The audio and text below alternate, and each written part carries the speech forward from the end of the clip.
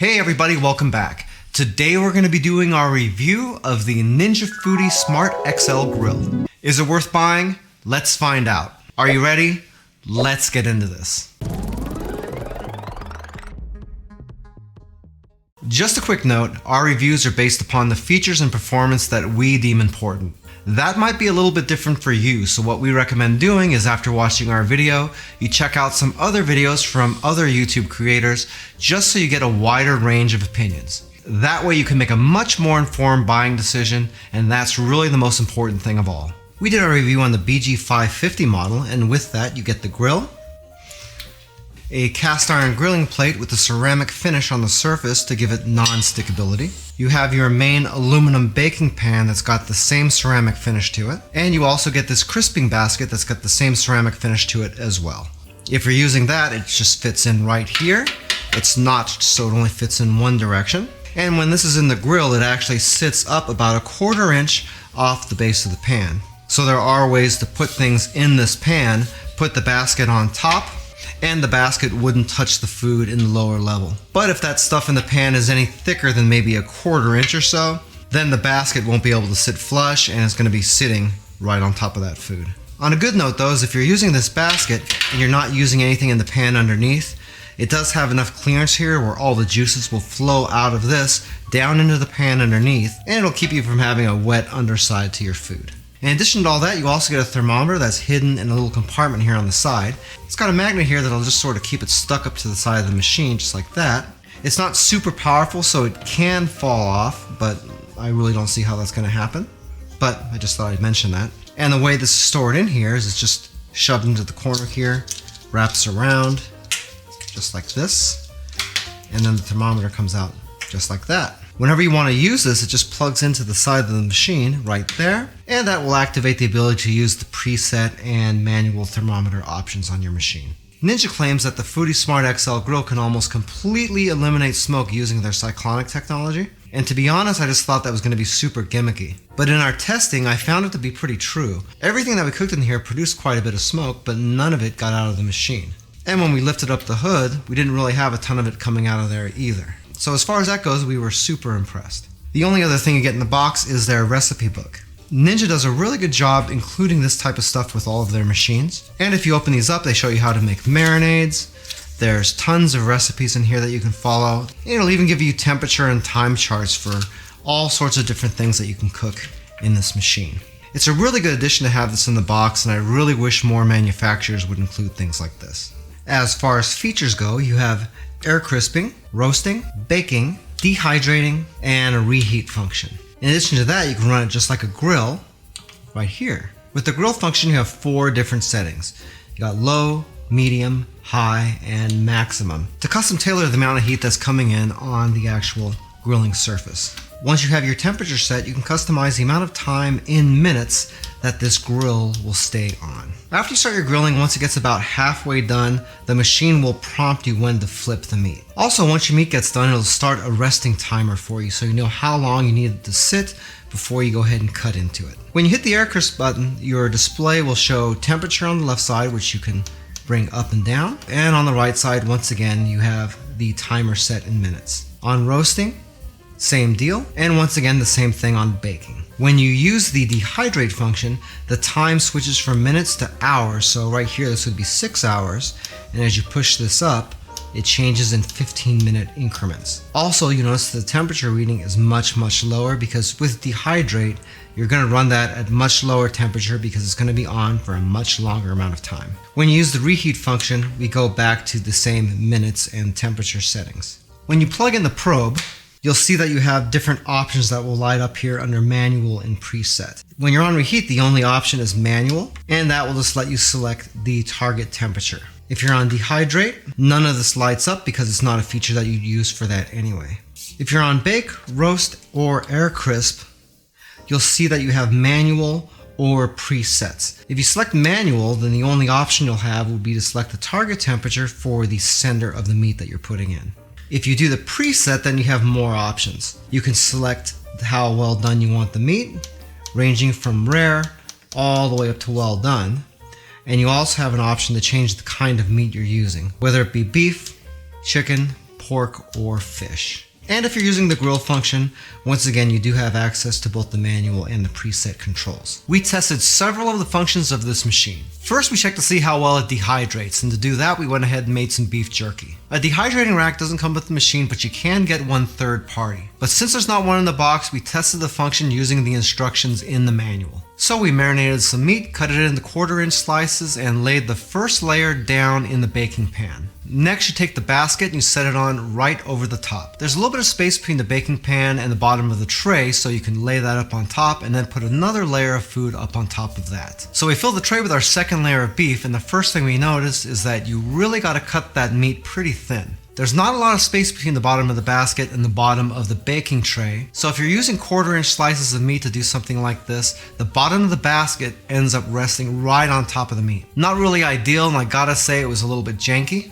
I really didn't have a whole lot of confidence that this was going to work out, just because everything's crammed in there and there's not really any space for circulation. So I went ahead and set the timer for 8 hours anyway and let it dehydrate just to see what would happen. At the end of the cycle, I was pleasantly surprised. It really dehydrated that meat out really good and dried it up perfect. So I guess my concerns about that were a little bit unwarranted, but in any case, I would have really preferred that they make that bottom tray just a little bit deeper. Otherwise, it's going to have pretty limited use. For our next test, we tried out the air fryer. In this case, we went ahead and made sweet potato French fries. I chose sweet potatoes because they typically are a little bit harder to get crispy, and I wanted to kind of give it a little bit of a test. So we used a really minimal amount of seasoning and avocado oil on the sweet potatoes, and we went ahead and set the air fryer for about 25 minutes. We opened the machine up once or twice just to stir the fries around to make sure everything cooked evenly. And about the time we got to 18 minutes, those fries were completely done. Really nice and evenly cooked, and the most important part, crunchy. By the way, if this is your first time here and you want to learn some cool new recipes, get some great cooking tips and tricks and all sorts of other kitchen related things, then start now by subscribing to the channel and clicking the notification bell so you never miss a thing. Next, we ran 3 tests with the grilling function. First, we went ahead and made some beef burgers. For this, we relied totally on the grill and didn't use the probe at all. We just set the grill to the max temperature, set the timer for about 8 minutes, and went ahead and threw in our burgers. When 4 minutes had passed, the machine prompted us to flip the burgers, at which time we went ahead and flipped those, waited a couple more minutes, and then threw on our cheese. When that got done, you can see we had really nice burgers. They were cooked just right, and they had some pretty nice grill marks on them too. Next, we cooked some steaks, and we wanted to make them just past medium. So we used the probe presets on the grill function for this, made sure that that probe was in the exact center of the meat, and then we just sort of followed the prompts. About halfway through the grill, the machine told us to flip the meat, and when the timer ran out, the machine told us to take the steaks out and let them rest. When it did that, it started a resting timer for us, which lasted about 10 minutes or so, and when that timer expired, it beeped a few times at us just to let us know that our meat was done resting. When I cut into that steak, it was right at the temperature that I wanted, so that came out fantastic. Next, we cooked a couple of pieces of salmon. So we used the presets to select fish, threw in the probe, selected about medium well for the fish, and we went ahead and started it up. In this case, since we're using fish, we weren't prompted to do a flip like we were with the other things. And that's because when you're cooking fish, it just runs the fans a little bit higher. That way you get a nice crispy top without having to flip the fish over and risk breaking it into a bunch of little pieces. When the fish was done, we opened up the machine and we were surprised to see that there was a really great crust on it. Perfect color on the top, and when you flip it over, the skin was nice and crunchy too. So as far as cooking performance goes, it's really good. Ninja advertises their cyclonic smoke reducing technology. And what they say is it makes the grill virtually smokeless, which we kind of had a hard time believing. But you know, in all of our testing, we never had a problem with smoke. Granted, we're using avocado oil that has a much higher burn point, but even so, you would think we would have had a little bit in the kitchen, and we really didn't have any at all. For our next test, we're going to do something that was mentioned by a few of our YouTube subscribers, and that is doing a little bit of sound testing. When we record our YouTube videos, I have to edit my audio, and that really brings down the volume on background noise and everything else as well. So you don't really get a really good idea of exactly how loud these machines are. Since I'm using the sound meter, you'll be able to see right there exactly how loud this is. So first we'll turn this on, and we'll test each function from right to left. And we'll leave everything just on default settings to make everything more simplistic. So if we put this over here, you can see that we're about 78 decibels or so on the reheat function. So not horrible. Not horrible at all, but not quite either. Okay, next we're on to the dehydrate function, and you can see that this is right about 65 decibels. So it's much more quiet as it should be, being a dehydrator. And I can't imagine really how much that would suck if this was loud, because a dehydrator's got to run for a lot of hours, and that would really suck. Okay, the grill function here is kind of flopping up to about 83 decibels. So far that's our loudest test. It looks like baking is sitting right at about 78 decibels. And when we move on to roasting, we're between 80 and 81. I saw it pop up to about 82 or 83 a couple of times there. Our last sound test is on the air crisper, and this was the one that I thought was going to be the loudest. Pretty close to everything else. It's about 81 decibels or something like that. Pretty much it's a 81-ish decibel machine for everything except the dehydrator. So, is that too loud? I don't know. That's something you gotta decide for yourself. The last thing we gotta talk about is the elephant in the room when it comes to Ninja products, and that's cleaning. Because usually Ninja products mean you can't clean them, or it's a big pain in the butt to clean them. So as far as this machine goes, it's sort of a mixed bag. The bake tray, the grill insert, and the crisper basket all have the same ceramic coating on the metal. This is a really great coating, and it makes these three pieces really easy to clean. They are dishwasher safe, but I always prefer to hand wash all my stuff. But in any case, they come clean really, really easily. Also on the hood, you've got this stainless steel filter. This is supposed to catch all the oil so it doesn't all end up on the coil like it does with the Ninja Foodi pressure cookers. This is a great idea, and it does do a pretty good job. You just have to remember that cleaning this piece can be a little bit of a pain in the neck too. If you use a scrub pad or anything like that, it's going to break into little pieces and it's going to get into these holes, and then it's going to be sort of a pain in the ass to clean it. But for the most part, this works pretty good, and you can clean it by just putting it in the boiling water, and a lot of the stuff will come right off. What I'm not happy with, however, is what's going on up in here. You can see that although we have the ceramic coating on the cooking surfaces, up here is just this bare metal, and this is a massive, massive dirt magnet, and it's extremely hard to clean. In fact, you can see right up in here, right around the edges of where the filter was, it did get quite dirty. And this is after I spent a whole bunch of time scrubbing this, trying to get it clean.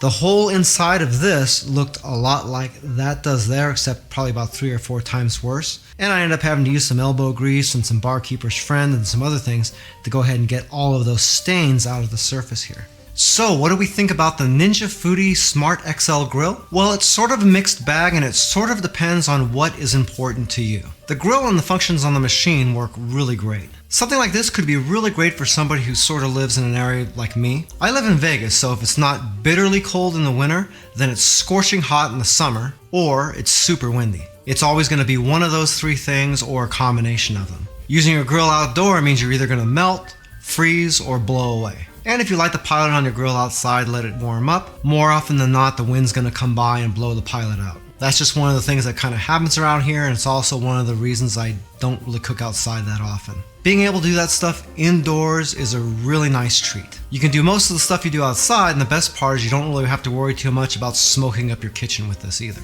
So from that point of view, this thing is a steal. If you're using something like a George Foreman grill or something like that, this is definitely a good upgrade for you. There are a few things on the negative side though, and they all kind of follow Ninja products around. Number one, you got a mostly plastic construction, but for something like this in this price range, you're going to sort of expect that.